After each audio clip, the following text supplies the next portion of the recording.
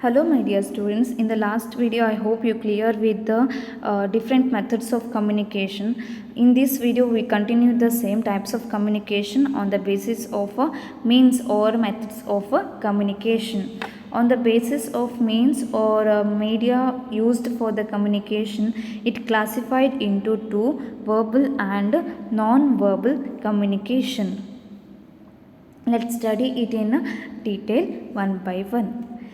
First, that is a verbal communication. Verbal means what? The communication. The word indicate itself. Verbal means if the communication taken place through spoken words or through writing, that is a verbal. So, verbal communication is refers to the form of communication in which message is transmitted verbally. Verbally, communication is done by word, mouth, and piece of writing. Objective of every communication is to have people understood what we are trying to convey. That means this verbal communication is communicating with the words written or spoken, then it is called as verbal communication. This verbal communication consists of speaking, listening, writing, and reading. So, in totally, verbal communication is nothing but if the communication taken place or the transmitting of the messages through words or through writings, then it is called as verbal communication. Parts of verbal communication, that means the verbal communication again divided into two forms, that is oral and written communication. First, that is oral communication. In oral communication, spoken words are used. Here, in oral means orally. If you communicate means if we spoke the words, then it is a oral communication. It is the transmission of message through word of mouth.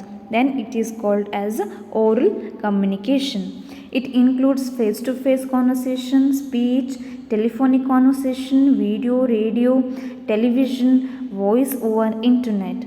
That means this oral communication includes face-to-face communication or the communication through instrument like a telephone, internet, etc.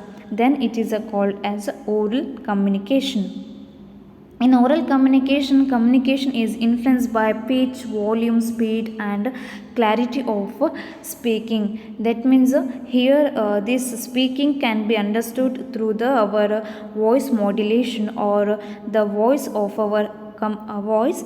Through that we can understood the messages. So in totally, oral communication means the transmitting of the message through the words, that is oral communication.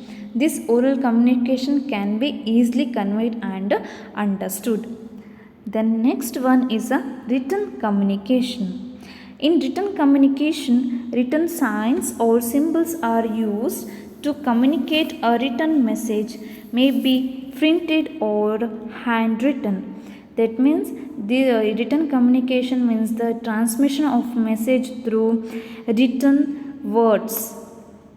This written word, that in written communication the words may be handwritten or it may be in the printed form. In written communications, message can be transmitted via email, letter, report, memo, etc. It is the certain communication like appointment letter, a promotion order, memos, the email. Through that this communication can be made or transmitted. Message in written communication is influenced by the vocabulary and grammar used, writing style, precision and clarity of the language used. Means in written communication it is influenced by the different factors like the grammar, then the writing styles from other language styles. It influenced in a written communication. It is this written communication is the most common form of a communication being used in a business. it serves as a permanent record for future reference, and it is more clear and precise. So this written communication is more effective than the oral communication and verbal communication. I hope you clear with this oral and written communication. These are the two forms of verbal communication. Then next study about the next form under the methods of communication, that is a non-verbal communication. The word itself indicates non-verbal means the communication without the words or the writing, then it is called non-verbal communication. Means if through our gestures if we speak or if we transmit the message, then it is a non-verbal communication. The sending or receiving wordless messages such as gestures, body language, posture, tone of voice or facial expression is called non-verbal communication. That means this communication occurs without words, where the five sense and whole body movement, postures, gesture, facial expressions and silence are used for sending and receiving the message, then it is called non-verbal communication. It is all about the body language of the speaker. That means here this non-verbal communication is mainly depend upon the body language of the sender or the body language expressions of the or gesture of the speaker. Non-verbal communication is also called as a gestural communication. Gestural communication. This communication means without verbal communication. This non-verbal communication includes the movement of body, facial expression, smile, modulation of voice, sign, handshake, eye-to-eye contact, etc. And this non-verbal communication is a more accurate way of communication because it conveys the true and intended meaning of the messages. So this non-verbal communication include expression, body movements, gestures, eye contact, voice and touch. These are the some of the factors included in the non-verbal communication or the forms how to express the communications. These are the different forms to express the messages. Then types of non-verbal communication. This non-verbal communication consists of different forms like kinesics, haptics, proxemics, artifacts, environmental, then chronemics, silence, sign, paralanguage or vocalic. So let's study it in detail. First one, kinesics. Kinesics is nothing but the body language. It is the study of the body movements to judge inner state of emotions expressed through different parts of the body, that is a kinesics. This kinesics includes different forms. First one is a facial expression. Means here kinesics means through our the sense of five senses if we express our opinion, then it is called as kinesics. The first form is the facial expression. Face is the index of mind. By facial expression we can show or we can understood happiness, sadness, anger and fear and much more. Then next form is a head. Through our head how we can express. If someone move his or her head up and down, it means he or she agrees with you or saying yes to our understanding or it acknowledging. If a person moves his head up and down, that it shows he agrees to your opinion. Then if he moves sideways movement of head, that means he is not understood or he not agreed for your opinion. Then if a person bring his or head down, then it means it shows the humility or modesty. So on the basis of head movement we can understand the receiver's response. Then eye gaze. Eye gaze is nothing but eye contact. Looking at another person can indicate a range of emotions like anger, grudge, danger, love, etc. So, through eye to eye contact, it helps the sender and receiver to understand their messages. Then, gestures. Here, gestures, postures, and shape of body, they all shows the movement of the body parts like head, hand shaking, nodding, etc. All these communicate the information. Then personal appearance adornment. Appearance can indicate our professions. It shows our nature, interest, and taste. So it also point our religious and cultural values. The appearance, it shows the messages, or it convey the messages to the people. So on the body languages, this include on the basis of body language we can express our opinions, or we can give or agree for the sender's messages. So these are the different forms of the body language or kinesics. Then next one,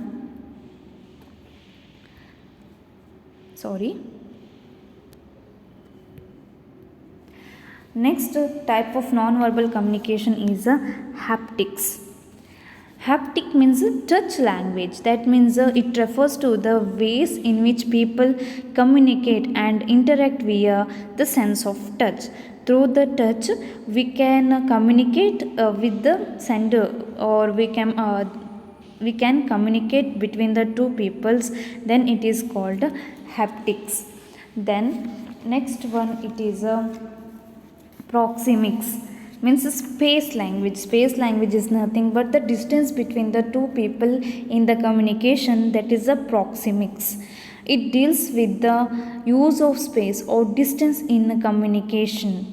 That is, it is the study of human use of space and distance, and that affects the population density has on behavior, communication, and social interactions.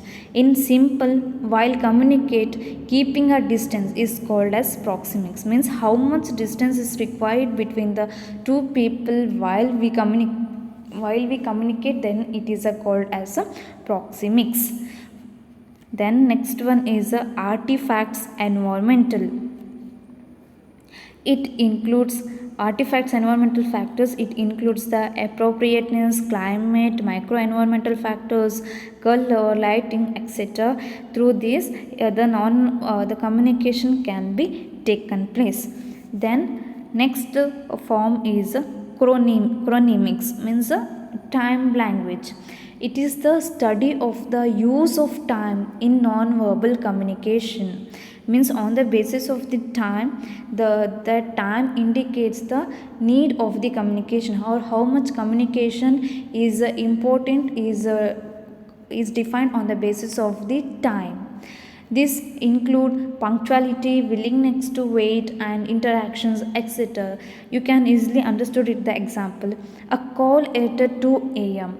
Then it indicate the kind of emergency to communicate. Then if you reach the meeting on time, it shows you are punctual. So that on the basis of the time, you can communicate to the sender or to the public about your punctuality or the importance of the communication. Then next one is silence. Silence is a very powerful form of communication. This silence can be defined on the basis of the situation. In silence, it may be the constructive silence or destructive silence. The silence may be constructive silence or destructive silence. Okay, there are two forms in silence. Constructive silence means it helps to the move the conversation or discussion forward. It helps for the smooth communication. Destructive silence means it shuts down the communication and creates barriers that discourage the speaker from expressing their thoughts. Means if the constructive silence is there, then it helps for the smooth discussion. If destructive silence means it is a barrier and it discourages the speaker to express their feelings. So this silence can be a leaden or it can be golden. Leaden silence means it may be the awkward, embarrassed, then a defensive, disagreement, rudeness silence. These are the leaden silence that leads to the distractions in the discussion. Then next one, that is a golden silence, that includes the confident, comfortable, peaceful, respectful silence, etc. These are the golden silence, that is a constructive silence. So silence can use as a sign of acceptance, and it also use it to express anger, upset and other emotions. Thus silence can allow a user to express a large variety of their emotions and powerful form of communication. So I hope you clear with this silence.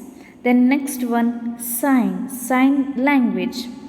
It is a visual way of communication where someone uses hand gestures, movement, and body language and facial expression to communicate. Means if the expression through bodily movements, especially the hands and arms used when spoken communication is impossible, then it is called sign languages. Then next last type of non-verbal communication is paralanguage or vocalic non-verbal communication.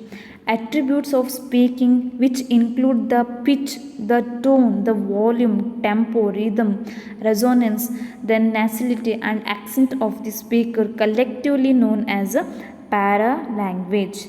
We can understand the mood and the situation of the situation by paralanguage expression. So this is about the types of non-verbal communication. From this we completed the types of communication. So we studied the different types of communication. Though the methods of communication are different, no one method can be used exclusively. That means we can use only non-verbal communication. It's not possible. So the different methods may be used in combination to build the purpose of the communication. Means verbal communication with the non-verbal communication can be combined to express the meaning, or the formal or informal communication, or upward downward communication, oral or written. So together we can use the all the in combination. If we use all the different types, then communication become very powerful. In conclusion, communication is the greatest importance. It is important to sharing out one's thoughts and feelings to live a fuller and happier life. The more we communicate, the less we suffer and the better we feel about everything around. However, it is all the more necessary to learn the art of effective communication to put across one's point well. That means communication is important tool for sending and receiving the information among people. This is a powerful tool to express our opinions, and it helps to building effective relationship among the people. So the learning of communication skills is very important in building a relationship among the people. I hope you clear with this effective communication skills. If you have any doubts, please clear it. Thank you.